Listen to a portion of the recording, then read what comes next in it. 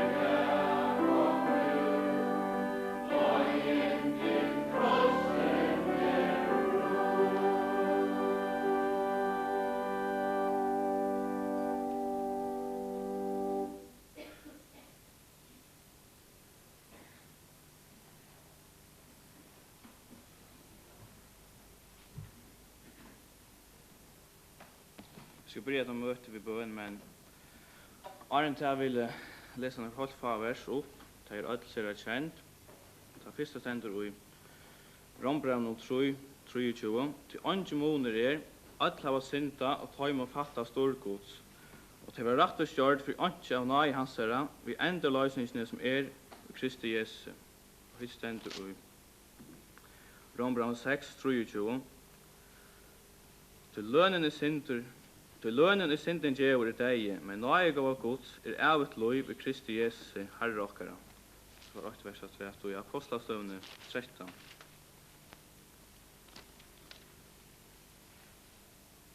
Så skulle tid av vita till män prövor att i honom ver tikkum kungjart fyrirgjengi syndarna. Og fra allan som til ikkje kunde være rettforskjørte fra vi Moselov, ver i honom for den som tror rettforskjørte. Jeg skulle lese med stunden i Herrens sentrum.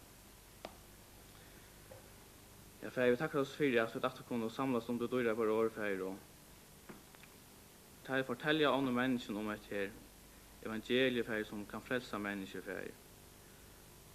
Hetta einaste vevne vi kan øya feir til at øya til feir, til det som tele feir. Feir, vi takker oss for at det så mange i okkar landet som kjenner til som sin personlige frelsere og okkar ikke feir at som etter møter fram feir at du måtte tala til mennesker så at ljus måtte runde opp for deg så at de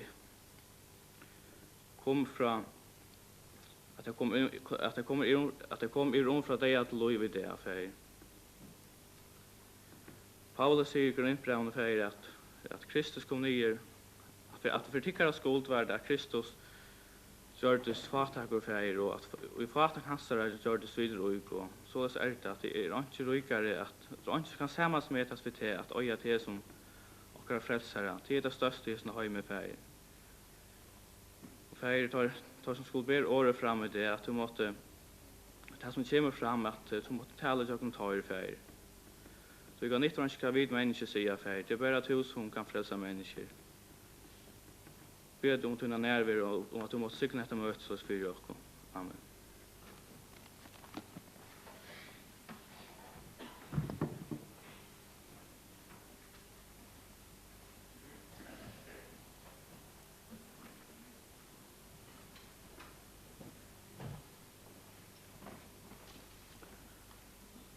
Ja, så gjerne skal en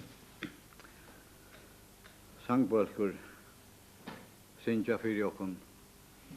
Sangen sjæl er sjalen som frelsaren hever til vin, og han stender ikke i seg bøkene. Sjæl er sjalen som frelsaren hever til vin.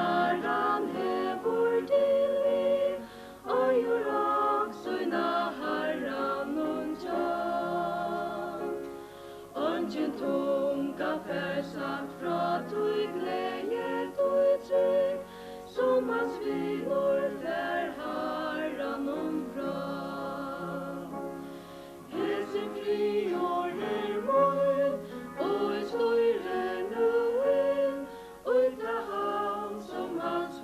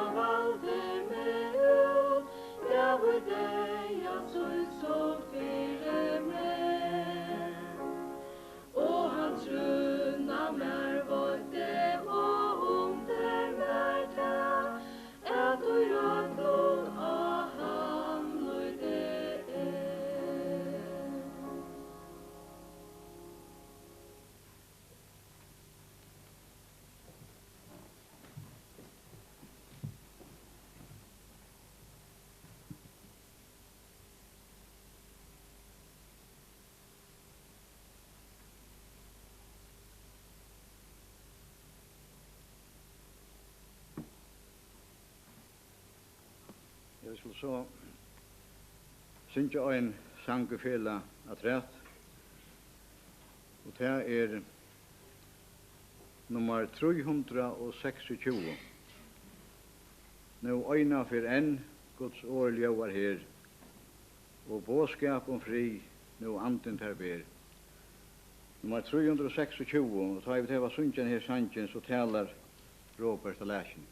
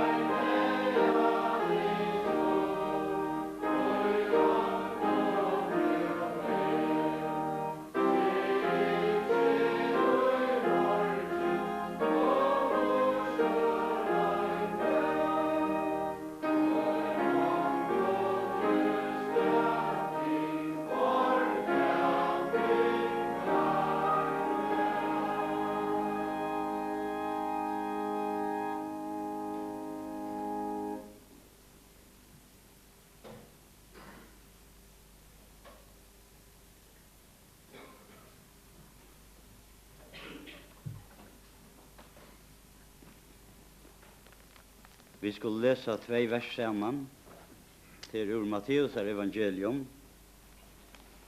og til kjenta kapitlen.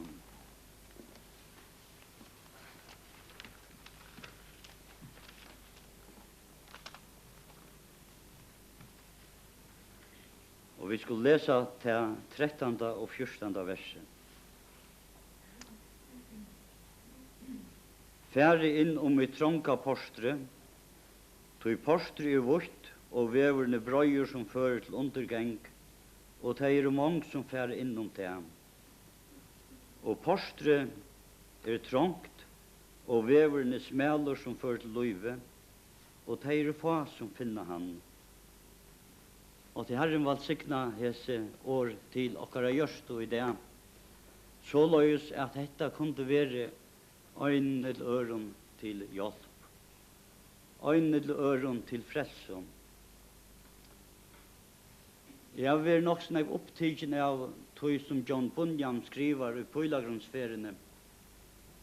Her han nevner en mann ved navn Kristen, og han beskriver henne mann så løys at han løy under en svarare byrå som han ikke var ment til å bære.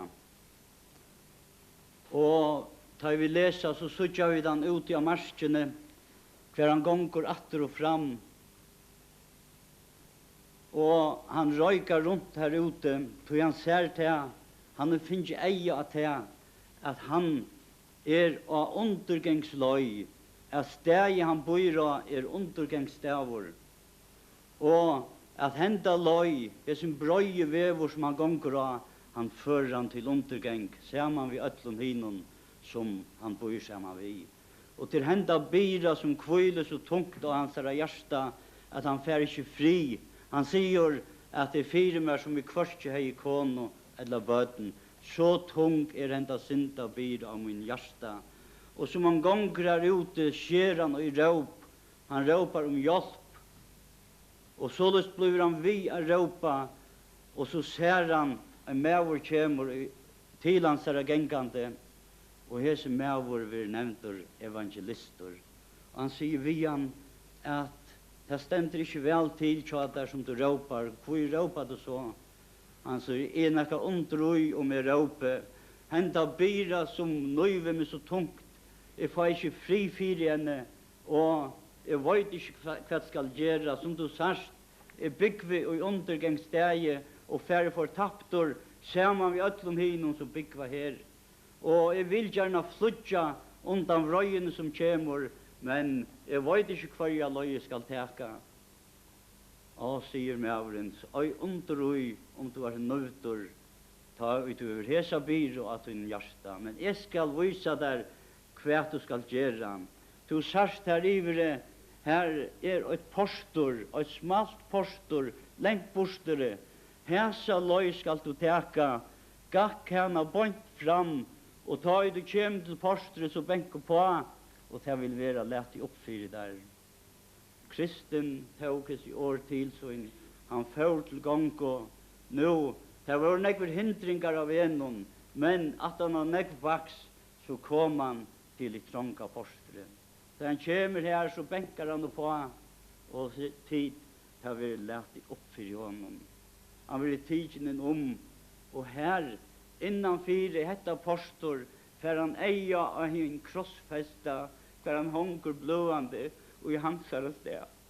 Og til det som okkar innskjer, at øyn og kvør som høyrer i det, skal få eia av hin krossfesta, Herren Jesus Kristus, som døye og tutt rom og tutt sted. Og som han hyggur av henda krossfesta, så feller bilen av honom, og han kjenner seg frøyan og lukkeligan. Det er underfullt å kunne oppleve dette. Og jeg undrer om Jesus sier dette som vi tar av lyse, færre enn hitt trånga postre. Tøy postre er vårt, og veverne brøyer som fører til undergang, og det er mange som fær innom det. Og veveren og postre er trångt, og veverne smeler som fører til løyve, og det er å få som finner han. To som høyrer i det, tekes i år til tutt hjärsta, tekes i avværing fra Jesus inn i tutt liv, og gjør alvar av til at I vil gjeva tutt liv og Jesus er hentur. Han som døye og løy fyrir te, han som offra i te, som nøyut være offra fyrir at du skulle bjargast fra undergangsstegi, skulle være løytur av til brøya venon inn av en smela vegen. Det var han som døye fyrir det, tog han elsket det vi en evig karløyga. Elsket du han? Kære vinor, tekes av støv som du lustar i det.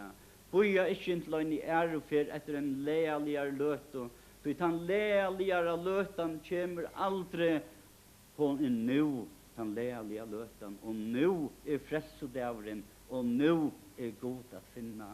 Og tog det nu, vi tog måste gjøre etter det av. Det ble lyset fyrir okken Jan i Rombraunen, 3 kapittel og 23 vers.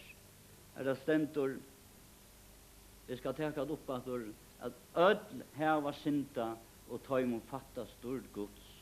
Det er ofta vanskelig ikke okken menneskjon, tog vi vil være stidla i fyrisen her, at du er en syndare. Det er lykka som røyses en møtstøv i okken, og vi vilja kanskje säga att lika gåvor som häsen och så vidare. Men det är inte hattar som vi skulle komma till. Men ta i god, i jagn sitt år visar och nå att vi är syndare och att och fattas i Herren Jesus Kristus, så är det gjøre allvar av oss her. Og ta vi vet at det frigjør og kvöld og frelsa at få av honom, ja, så er det færa tannvegen her hver frelsan er å få av ham. Det var en jenta som skulle ut og røysa vid tåget, og som hun stender utanfor tågvåknen, kommer en fram vi her og gjør henne en traktat. Hun hykker og isa traktaten, og ta først om for ei, og det er hes i årene at du er en syndare. Hun teker traktaten og skreier han i helt og blekar han og frasar og fer inn i våknen. Og som tåget fer i gang, maskiner fer i gang og hjulene fer å mela, så er ljøve fra her som fyrir han i hettar og en syndare, og en syndare, og en syndare, og så videre. Og hetta blir vi å mela fyrir henne at du er en syndare av ved til fortapelse. Hon heldur det ikke ut, og hun setter seg fire at jeg skal fære av tågen om vi først og stø, og fære ui et annet tåg som fører meg atter her som kom fra, kanskje kan finne enda båskapen som er bleka ifra meg her. Og hun så gjør det. Hun fører ur tågen, hun fører vi til neste tågen som fører til sted her hun kom fra. Og her fann hun hese bare pettene av traktatene, sette deg sammen og fører å lese deg. Og tid, det stod ikke bare her at hun var en syndare, men det stod øysene at Jesus Kristus kom i heimen for å frelsa syndare. Hesen båskapen gikk henne til hjertet. Hendan båskapen tok hun møter og troe at Jesus Kristus var kommet i heimen for å frelsa henne. Og underfullt her og ta ive gaven sitt liv i Herrens ender. Hevet to som lustar i det. Ivi givet ut liv i Jesus er ender. Hevet to nekran og gjørst opp vi en livande god. Han som først viser der også at du er en syndare. Han viser der også ja, at det frelsa å få i jøkken hans er son Jesus Kristus. Det er områdende å få hesa sak avgjørda med han tøye til det. Men sanje stendur så var just det kommer en tøyme tja ter og tja mer, og hverjon av gjørende liver, ta vid må og koma til evige nær og stuja og marske ta ivor. Jo, så satt som hvert menneske hever som føyingar det, så satt være det øysene for hvert menneske at han kommer til han devor som vi kallar okkara frafyrra devor her a gjør. Ta er godt å være berøyder av fære enda veien. Ta er godt av fære enda veien og i fylke ved Jesus. Ta er fører til evet liv heima tja goden. Det er mange mennesker som av sinne deia stra har sagt å som her er mist, å som det er kallt, å som det er ønslet at skulle hendan ved suttje og veit kvørst ut eller inn hva det skal gjøre og av en slukan hatt færa deg ut ur hesum liven inn i avløykan som man sier ut i myskri.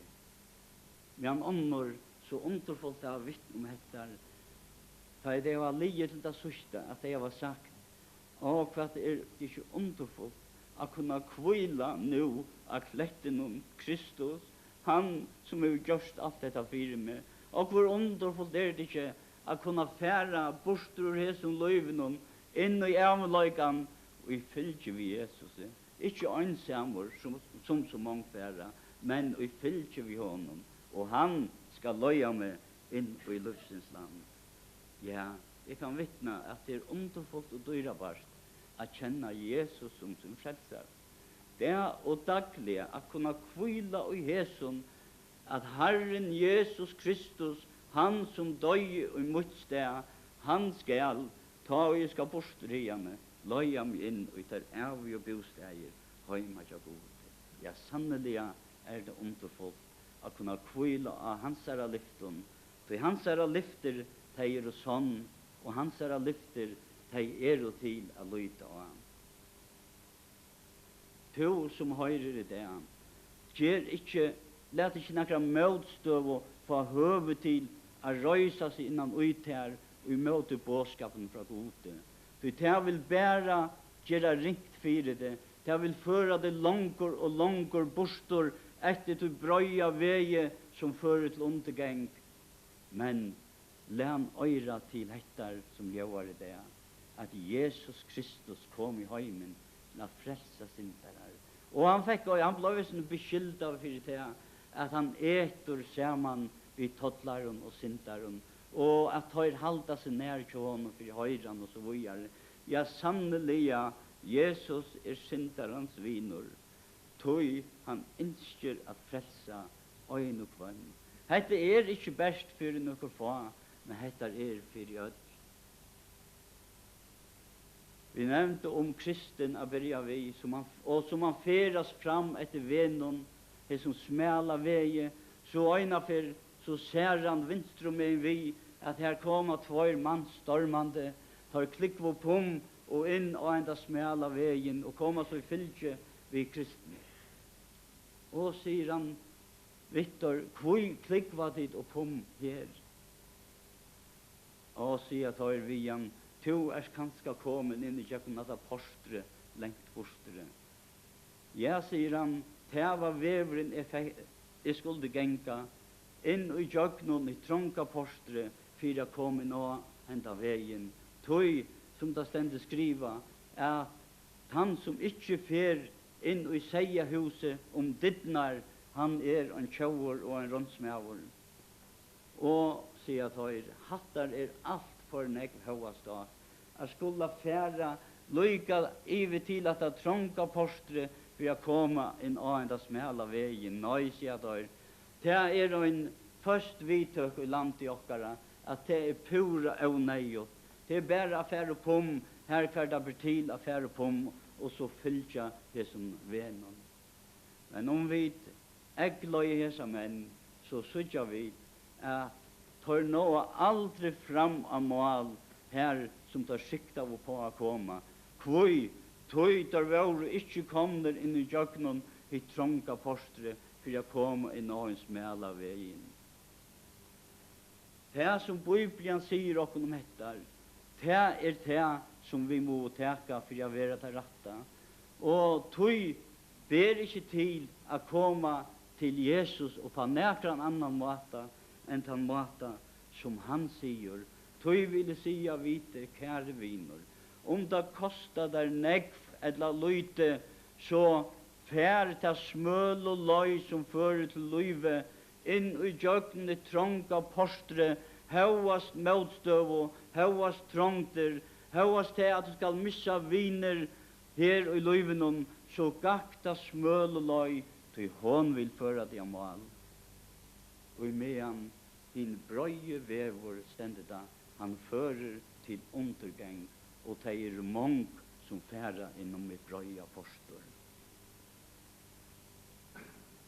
Ta i Paulus ei tala for Agrippa konge, som vi leser om i Apostlasøvnen. Da han lever, så sier han vi Agrippa, han sier, Agrippa, trorst du tog som profetene sier? Og han fær til svær, at jeg vantar lyd av at du ivet tala med til å være en kristen. Nå, jeg vet ikke hvordan det ikke er som høyrer i hendan det. Om det vantar lyd av eller negv, let det som i det og i hese stund vantar av at her, ikke være til en hindring i at komme inn i Guds himmel. Så let det færre at vi bor i kjater og grøyp hit av via løyve via tryggva av Herren Jesus Kristus. Agrippa førast det og gjør det ikke mer vi etter hvordan så det ble tjån i løyven til stendtes ikke om. Men her og ta gjør det han ikke vi etter.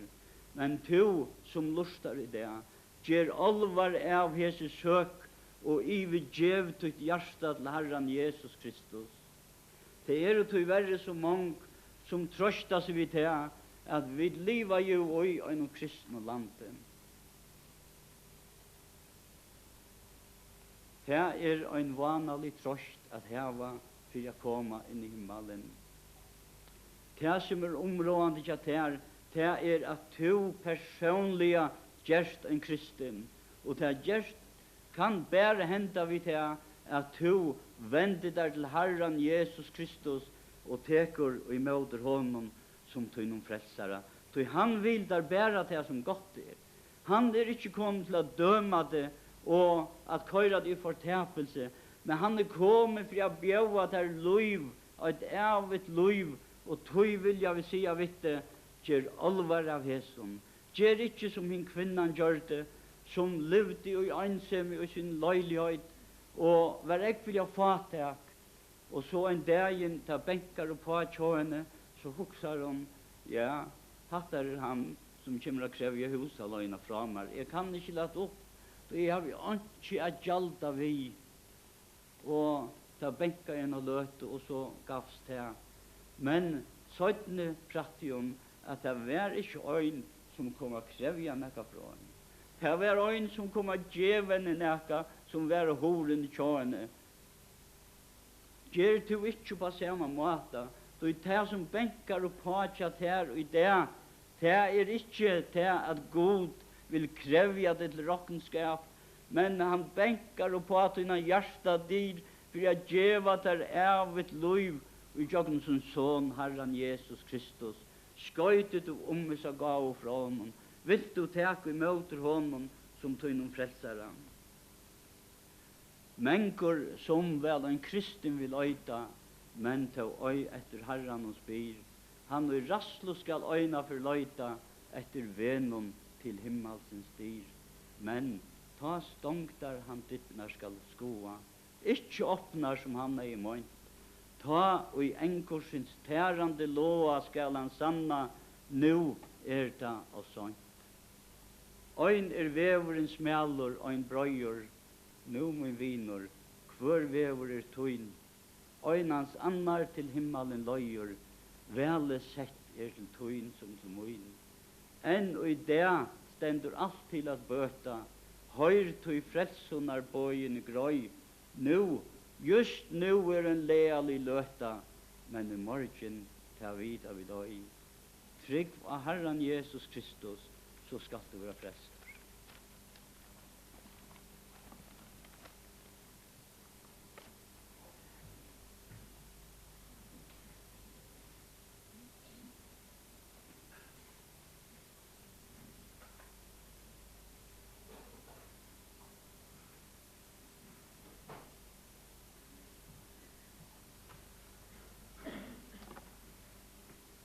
Ja, vi skal så synja saman nummer 3.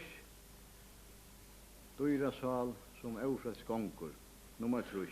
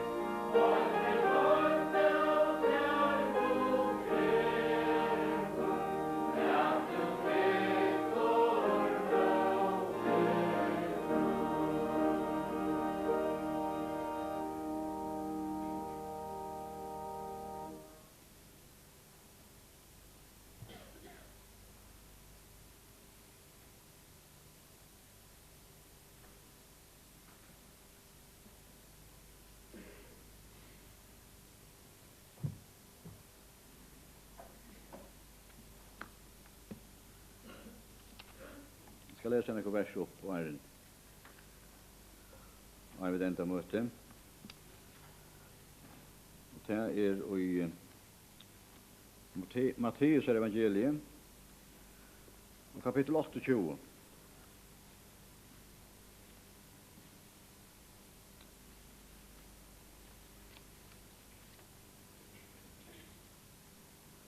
Matteus evangeliet og kapittel 28. Vi skal lese fra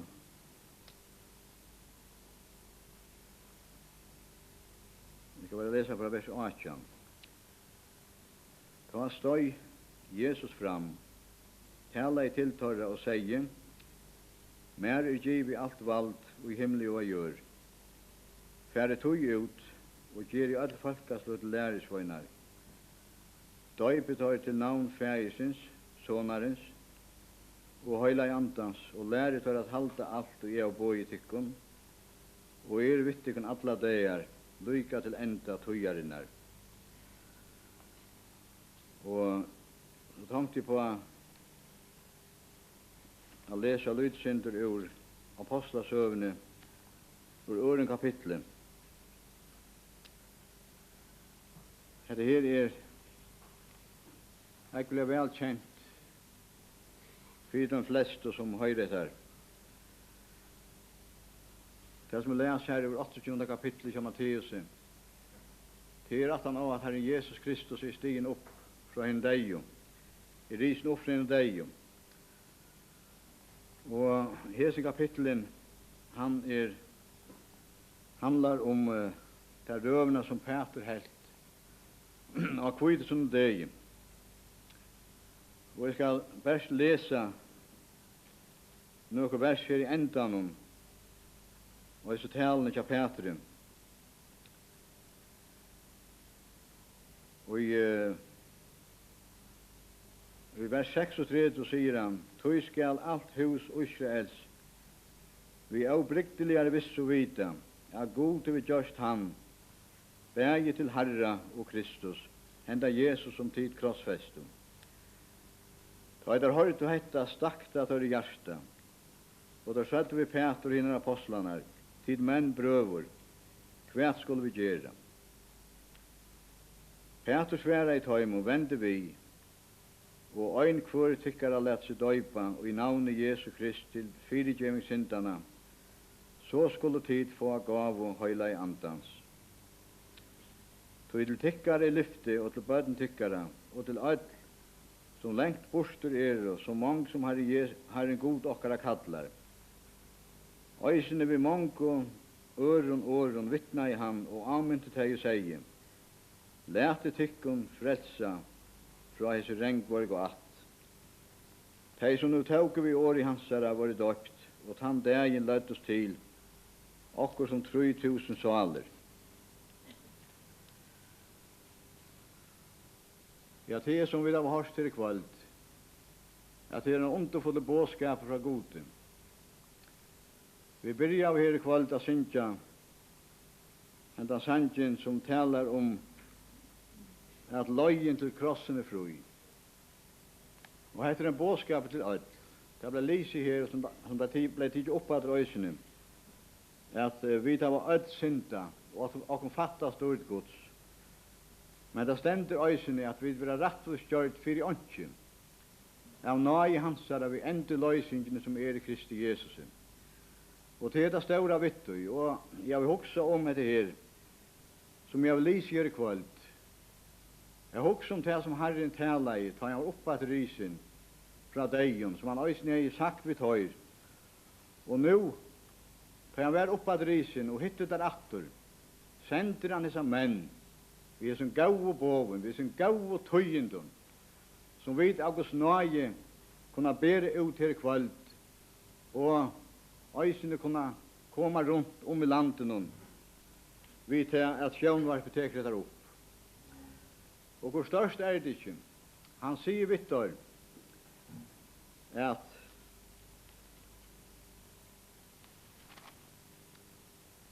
her I Damaskusen,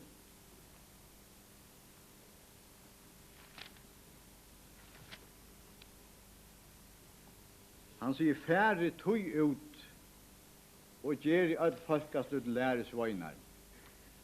Da skulle bæra bøyene om Jesus, og det er ikke vanskelig å finne rævfylkene og isen her. Herren sier sjálfur og evangelien, sannelig sier tykkum, han som høyrer år mot, og tror honom som sendte meg, hever av et liv. Jeg må huske om med Robert Herlein, hvor så godt det er en sanger i bautjene som en kan komme fram fyrir meg, som sier et vers i såleis at «Ongen syndar er så sottjen, ongen vilte så lengt av løy, at ei blå i han folk kan frelsa, at god han elskar oi». Og det er det stora vittu. Jeg har nevnt det før, jeg har huske om en mann som jeg leser om, som kom inn av et møte i England i øyne før. Og som var ytla færen av syndene. Og det stod om han at han var nærmest en skrekkur her og løy. Men han var en godsmæver og hei noen møter og tala evangeliet. Han dyra båskap fra gode om at frelsan er fri ødt. Og ante godt sier dri henda mannen innan møte. Og det ble funnet at talaren nattan og han skulle tala så mildt.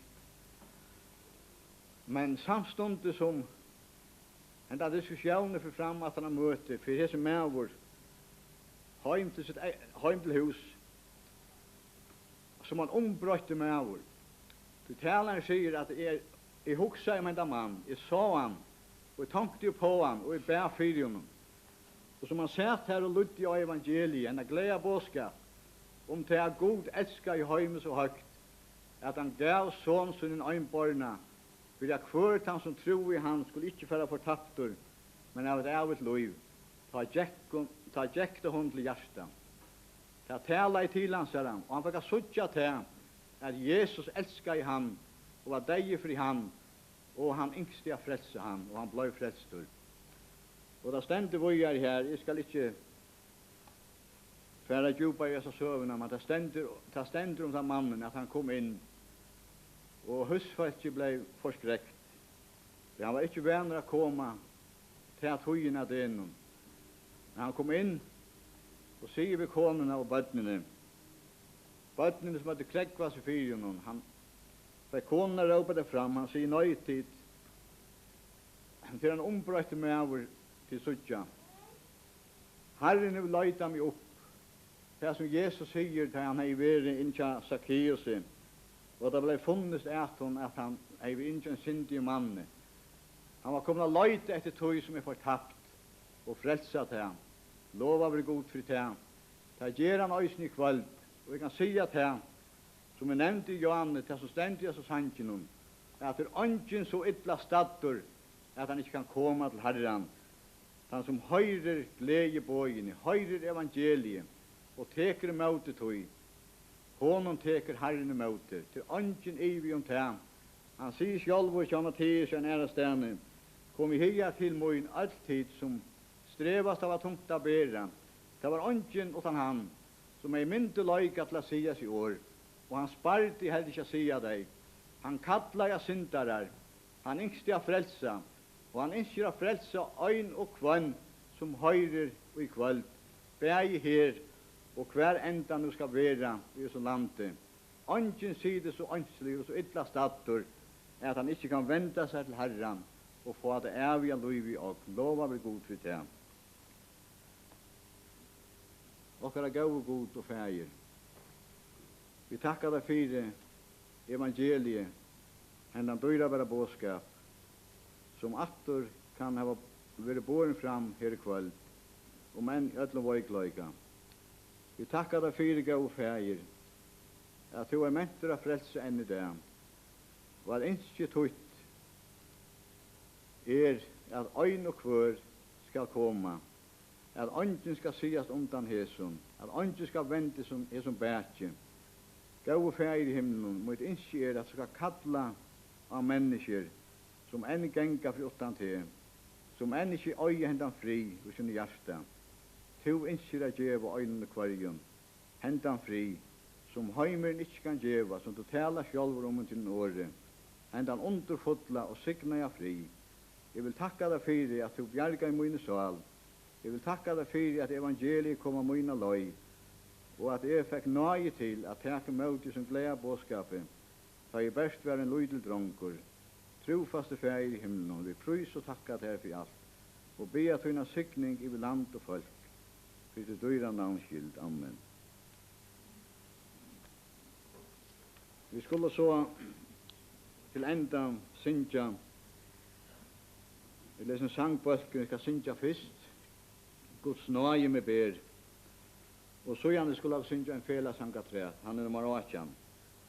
Altså felagssanger som skulle synsja 18 år av sangbøkene synsja, nummer 18. Hygg av Jesus, trøtta sin, hygg og liv.